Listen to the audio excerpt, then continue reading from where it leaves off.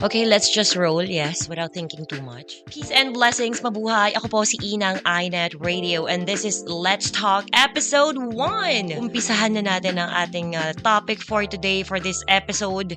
Gusto ko talaga kasing pag-usapan to matagal na regarding sa addiction. Number 1 yan. Kasi whether we like it or not, whether we believe it or not, we are now living in a society of addicts. Ilang porsyento sa atin is addict.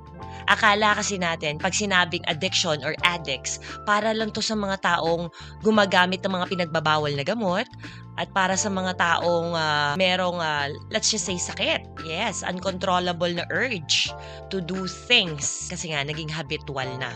It's already a pattern. It's part of your identity. So, ibig sabihin, addiction actually has a solution. Kasi it is technically instinctual to be addicted.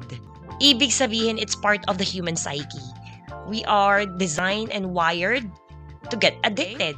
Addiction only means it's something that you cannot stop doing. It's something na hindi mo na kayang hindi part ng iyong day-to-day life. So, ang daming form ng addiction. Depende sa kung ano yung coping mechanism mo. Kasi technically, addiction is just really a coping mechanism. Ang daming taong addicted. It's not because these people are bad, we are bad, kundi dahil we are trying to escape something uncomfortable within. Na we are looking for it sa outside na force, outside na aspect.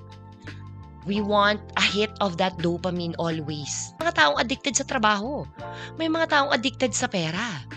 So, depende kung anong klaseng battle yung kinakaharap mo. Pero lahat po talaga tayo, meron kanya-kanyang battle na fini-face. And tulad ko, I used to smoke 3 packs a day. Yes, not 1, 3 packs a day.